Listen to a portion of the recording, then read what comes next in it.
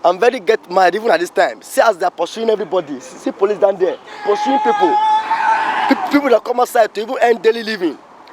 The coronavirus has spread like wildfire around the world since late 2019 into the first quarter of the year 2020. Even though the COVID-19 pandemic is first and foremost a health crisis, its implications are more far-reaching and could threaten global peace and security. Nigeria has suddenly become one of the worst hit in terms of breakdown of law and order.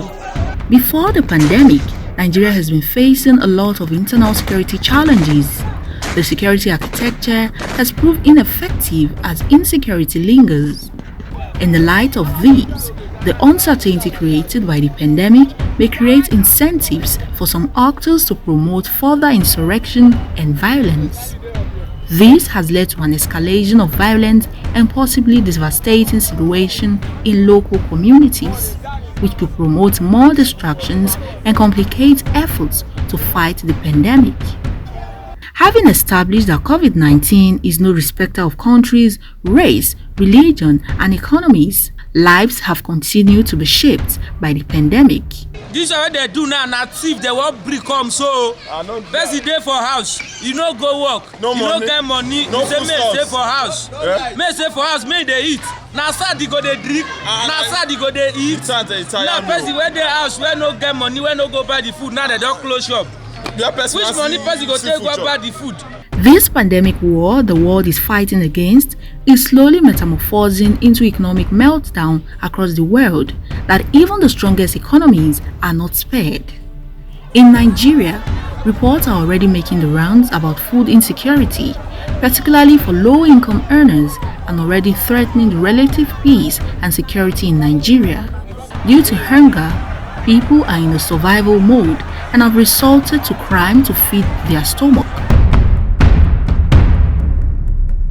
On the 24th of April 2020, the police in Abuja, the Federal Capital Territory Command, paraded 43 suspected criminals for various offences bordering on kidnapping, armed robbery, illegal possession of firearms, and impersonation, among others. The exhibits recovered from them include locally made AK-47 rifles, locally made pistols, Dane gun, cars, motorcycles, and phones, among others. Worrisome as these may seem, the FCT police have also been on the street enforcing the lockdown order of the president. Persons arrested for violating the presidential directive were arraigned before mobile courts in the FCT. 1,909 violators were arraigned, 1,736 violators convicted, 145 violators discharged, 28 cases adjourned. Criminal activities have been recorded across the states of the Federation, and cross-section of Nigerians have attributed it to hard economic realities on the part of those involved in various crimes. Roots TV Nigeria spoke exclusively to security consultant Shina Phillips as he gives an insight into COVID-19 situation and the way forward. The situation right now is indeed nightmarish, enough to put everybody, enough to remind everyone that this is a battle. This is a war that must be, won together. If you look at the effect of the lockdown, people are bound to be heightened, especially those who can't afford 3 square meals. And so when some of them are on the streets, you need the police to be extremely very civil. And that's why I commend the Inspector General of Police, who had come out early enough to say that and instructed that policemen on our roads and everywhere should be civil. As the saying goes, an idle mind is the devil's workshop. COVID-19 may have created that vacuum for cyber criminals to use this period to thrive in their business. The police force predicts that fraud and cybercrime are expected to rise as intelligence obtained from Interpol headquarters showed that scammers in Nigeria and other parts have begun to create and set up a fraudulent website, e-commerce platforms, fake social media accounts, and emails claiming to sell and deliver COVID-19 medical products. In some cases, they are said to use the names of prominent companies involved in the production and distribution of these items. Victims are then asked to pay via bank transfer. So there's an aspect that the Inspector General of Police handled. He was quick enough to enlighten the public with cybercrime that this period there'll be, attempts, and of course there are, at cybercrime, and that Nigerians should be on the alert and avoid anything that will make them lose whatever belongs to them. What comes to mind of people who have not heard about the 1 Million Boys is perhaps a Nollywood movie or novel title as it obtains in Nigeria. However, the 1 Million Boys is the code name of a notorious gang operating in Lagos and Ogun states. They had previously operated in the past. Now, as a result of the COVID-19 lockdown in Nigeria, the 1 Million Boys group are said to have stirred unrest in many parts of Lagos, southwest Nigeria. Notably, their operational style is the advance notification letter being sent to residents of the areas they plan to operate in next. This has indeed set residents of Lagos and its environs in panic mode. A sample letter reads in quotes, "Alert, alert, alert. We the undefeated 1 Million Boys will visit your area soon. Keep money for us, and if you fail to do so, we will cut off your hands during the operations." End of quotes. The IGP, however, in a swift response, after a call out of the security agencies by citizens, deployed intervention squads to Lagos and Ogun State respectively.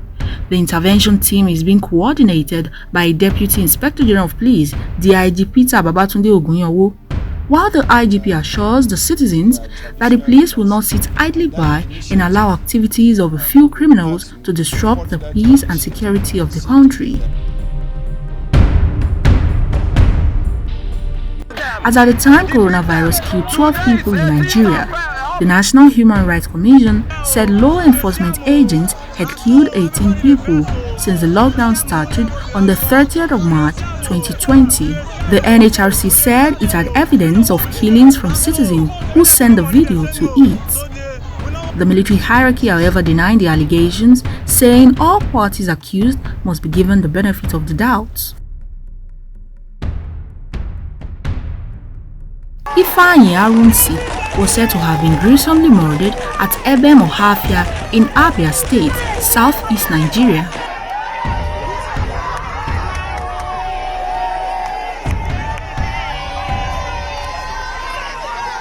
The then Abia Commissioner of Police, Mr. Enel Okon, later said that the policeman who allegedly killed Arunsi acted under the influence of alcohol when he committed the act. He noted that the policeman was in the company of his colleagues who were not on any official assignment. Displeased by the incident, IGP Muhammad Adamu removed the Abia CP over the killing. In a statement issued by the Force Public Relations Officer, DCP Frank Mba, the police chief condemned the avoidable acts in strong terms in quotes. The glaring unprofessional conduct and misuse of firearms by a policeman at Ebem Ohafia area of Abia State on Friday, 17th April 2020, which led to the death of one Mr. Ifeanyi Arunsi. The IGP also set up a special investigation panel headed by the Deputy Inspector General of Police, Anthony Michael Wizi, to review the actions and inactions prior, during, and after the death of Mr. Ifeanyi Arunsi. A 10-year-old boy identified as Usman Abdulkadri was allegedly shot by policemen in Sankara community, Ringim local government area of Jigawa State. Police officers were said to have been firing shots to disperse people at the Sankara market for not observing the lockdown order. The boy was said to have been rushed to the hospital while protesting residents took to the streets. Another case is a yet-to-be-identified policeman who is said to be a member of the Rivers State Task Force on COVID-19 who allegedly killed a female colleague. The incident reportedly happened in a market at Enaka in Port Harcourt on the 23rd of April 2020. Unconfirmed reports said the policewoman attempted to stop the officer and other members of the task force from destroying the wares of market women when the officer pointed a gun and killed her. So I would say that government needs to do more by way of fortifying our security agencies towards dealing with these with a friendly face, with a human face. That's all it needs. It's a collective effort. We all must collaborate with government. We must collaborate with the different security agencies that have been deployed out there to manage this crisis. It's a huge one. A bit of luck with the lockdown can be said to have availed the police to track down the alleged killers of Mrs. Funke Olakunrin, daughter of the leader of the Pan-Yoruba Sociocultural Organization, Afenifere, Chief Reuben Fasoranti, who was killed on the 12th of July 2019. The suspects are Lawa Mazade, 40 years from Felele area of Kogi State, Adamu, 50 years from Jada area of Adamawa State, Muhammad Shehu Usman, 26 years from Ilela area of Sokoto State, Awal Abubakar, 25 years from Shinkafi area of Zamfara State. The police force said intelligence at its disposal shows that road transport workers, especially interstate operators, who have continued to defy the lockdown order and cessation of movement as stipulated by the federal government as they continue to embark on night journeys. This made the Inspector General of Police, Mohammed Adamu, to warn that tough consequences lie in wait for members of the organized transport sector who continue to breach the existing restriction order by resorting to night journeys.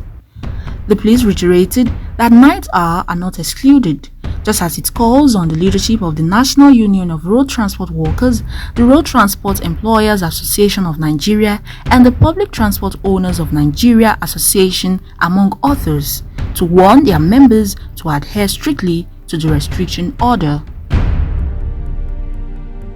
Most importantly, I think that bombarding, including the social media with enlightenment packages, to make Nigerians understand that we are not being tortured. This is not like being sent into a hall of pain, but that we want to, as a people, win this war. And let's begin to look at benefits of the lockdown. Because when you don't explain the benefits of the lockdown to people, they will probably think that you have put them in solitary confinement.